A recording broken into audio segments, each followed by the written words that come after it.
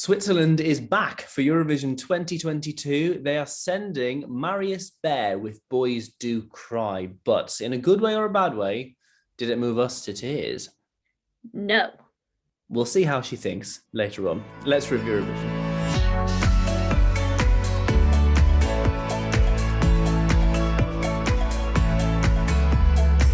Yep, Boys Do Tears, Boys Do Cry, whatever it's called, is representing Switzerland this year. They're coming off the back of one of their best results ever, a third-place finish for Jean's Tears last year with Tout l'univers. It was a French entry for the first time in a while. This year, they're heading back to English, but it's a tough act to follow. High result. Are they going to repeat it this year? Let's have a little listen.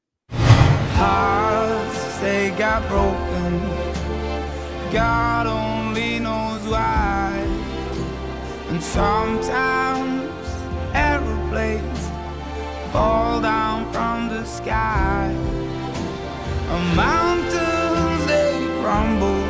So, Boys Do Cry. Does it leave us crying out of joy or out of misery? We'll go to you first, James. So Switzerland, Boys Do Cry. I thought I'd be crying at it, but it turns out I actually quite liked it.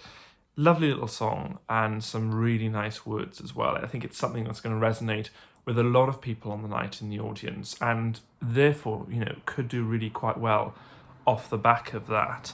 I think it's got a nice story too. People love a good story at Eurovision. They like something that is quite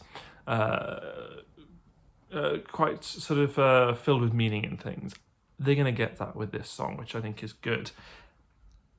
And I think it could be quite a hit on the night, depending how they do the staging, depending how it's received by the audience of the night, it could do really well, I think. And I like as well, in terms of vocally, very mixed song. You've got lots of the higher notes too, which I think are fabulous. Really great piece, really different, and could do really well, I think, if the audience get behind it. Emily, I judge by your intro, you're not best pleased with this, but do elaborate. It's not my favorite. I think, the problem is that we're comparing so many of these entries to kind of knockout performances from last year. So I think it was always going to feel like a kind of step down. For me, this is kind of what almost what like German. It feels like they're trying to do what Germany did with Michael Schütz a couple of years ago with this kind of like sad, melancholic, like emotional song. But for me, it just seems to be kind of missing the mark, and I can't kind of pick what it is. When I first listened to it, I thought this could like come out of kind of a really average John Lewis advert. It really has like that kind of vibe for me, and sadly for me, it's missing a mark, and I can't necessarily pick what it is. It's just not for me, sadly. Better luck next year, Switzerland. Yeah, better luck next year indeed. I think I can see what they're doing with it. I can see what they're aiming for. It's very Billie Eilish-esque. It's very Victoria from Bulgaria. It's very in that sort of just mopey, miserable. But I feel like we're a little bit past that now. If this had been done 2 years ago, it would have done quite well, I think, because we hadn't had things like this before. But I think, it's been 2 years of misery. We've had 2 years of Victoria. Billie Eilish has moved on to other things.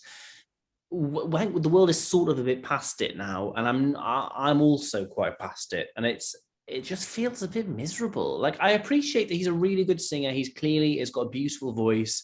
The instrumentals of it, it feels like a solid piece of music. It's well constructed, but well constructed pieces of music are not necessarily entertaining, and I don't think this is very entertaining. When it's on, I sort of just want it to end, and it's a bit. Yeah, and even the music video as well, when he has that little kid mouthing like "Boys Do Cry," I'm like, fucking just kill me already, God! It's really miserable, and it's not what I'm here for at the minute. I want something. This is the year of me loving moody songs by women. So it's not like I'm only here for the upbeat ones, because most of my favorites are sort of these quite mellow songs this year. But even for me, this is too miserable. And it's sort of it's languishing a little bit for me.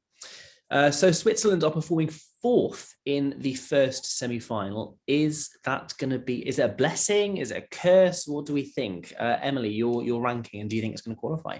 I think it's almost a bit of a curse. I think it will qualify because I think it's kind of musically, it's a good song in itself. It's just, I think the vibe is kind of a bit off. I think it probably will kind of scrape through, probably near the bottom, but actually where it's placed in the semi-final could probably work against it. Because I think, yeah, if you're going from like Lithuania, which is kind of a bit kind of a little more groovy, a little more shimmy, to kind of going like down, I think it'll become like very, very forgettable very quickly. So I think on the whole it probably will qualify. But yeah, it's not one of my favorites. I've instead got it close. It's close. Losing my words. It's placed very closely for me to Lithuania. It's my number 27. Those two for me were very kind of interchangeable to start, despite being very different songs. But yeah, so I think personally, if I was ordering the final myself, it wouldn't make it through. But I think it probably will, even if that's just kind of based on the expectation of last year, of people being like, oh yeah, Switzerland will send something good. But yeah, that's my view. Yeah, I think that's the thing. Switzerland for a long time were in the wilderness, and they've actually in the past few years sent something good. They sent Luca Hani, they've sent John's Tears 2 years in a row. I admittedly preferred John's 2020 entry to his 2021, in all honesty, but they have sent quality 3 years in a row. So they have all of a sudden have developed this aura of sending something good, in the same way that Belgium had actually from 2015 to 17, and then they started sending the same sorts of things year in, year out, and year out, and then they've sunk. And I fear this could be what is about to happen with Switzerland. They've had like a few years of the sun, and then now they're sort of falling into the shadows once they start trying to do the same thing every year.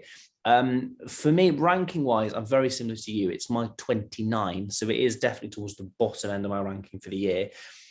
Whether it will qualify, yeah, its placing is both a benefit and a curse. It's the first proper ballad of the semi-final, because it's got 3 upbeat / quirky songs before it. So it will stand out because it's the first thing like it that the audience will hear. But I just don't see what somebody like somebody watching at home would want to vote for it for. I just don't really get it. The juries will like it, but are really that many people going to think, oh, you know what, I'm going to spend money on this, I'm going to vote for this? I don't see that many people doing it. That said, what I did see on Twitter a little while ago, and it did, ever since I read it, I was like, oh, so I get it. Somebody made the comparison between this and Cyprus's 2015 entry, which was that sort of just really slow, sort of entry. It was called like One Thing I Should Have Done. It was a bit melancholy. It was quite sort of reflective. It was coulda, shoulda, woulda. It was very, very similar to this. That did make it through. It shouldn't have made it through. It was a fucking awful song, but it did. And then it bombed in the final. And I think that is, if this does qualify, it will follow the same trajectory. It'll sneak in 10th and it'll come bottom 5 in the final because people will just forget about it and no one cares.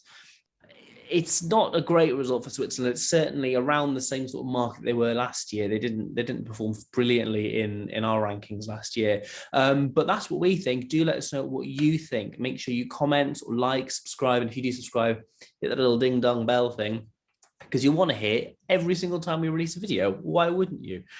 So yeah, do make sure you hit that bell. Thank you very, very much for watching, and we'll see you next time.